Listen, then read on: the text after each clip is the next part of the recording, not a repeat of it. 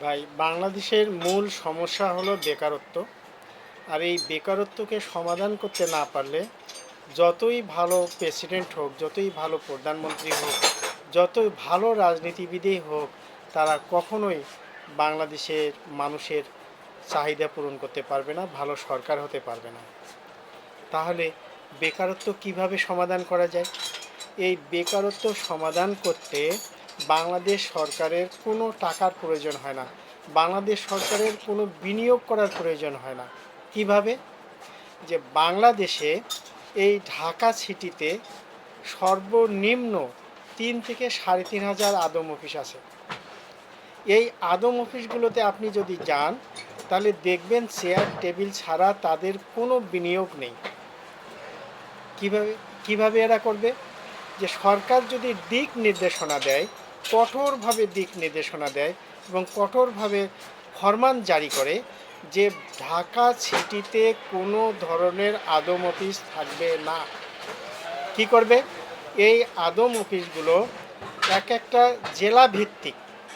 জেলা ভিত্তিক office open করবে এবং সেই জেলার মধ্যে সে ইউনিয়ন পর্যায় পর্যন্ত যত স্কুল আছে প্রত্যেকটা স্কুলে ট্রেনিং সেন্টার খুলবে।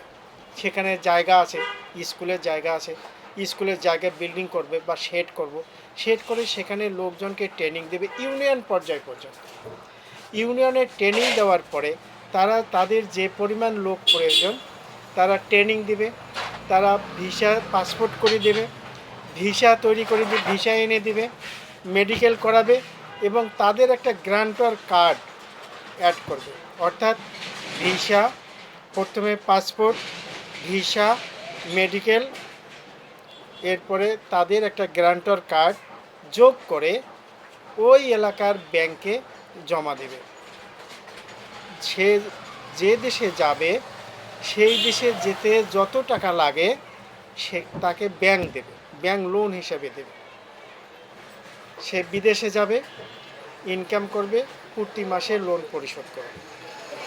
তাহলে এভাবে যদি করা যায় তাহলে বাংলাদেশের যারা বিদেশ গমনকারী তাদেরকে সম্পত্তি বিক্রি করতে হয় না।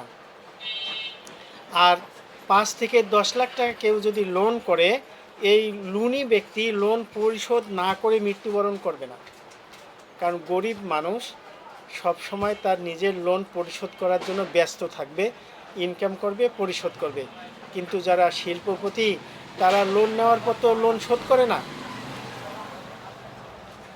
এভাবে যদি আমাদের দেশ থেকে সর্বনিম্ন 5 কোটি লোকের টার্গেট ধরে যদি আমরা আমাদের এই আদম অফিসগুলো সারা দেশে কাজ করে, আর যদি কখনো এটা সফল হওয়া যায়, 5 কোটি লোকরে দেশের বাইরে পাঠানো যায়, তাহলে বাংলাদেশে সরকারি চাকরি করার কোনো লোক খুঁজে পাওয়া যাবে না। ফলে বাংলাদেশে দুর্নীতি থাকবে না। অর্থাৎ সরকারি চাকরি যদি কেউ না করতে চায় তাহলে ঘুষ প্রচলন বন্ধ হয়ে যাবে। বাংলাদেশ 50 বছরে যতটুকু অগ্রসর হয়নি, উন্নয়ন হয়নি, সেটা 5 বছরে করা সম্ভব ইনশাল্লাহ।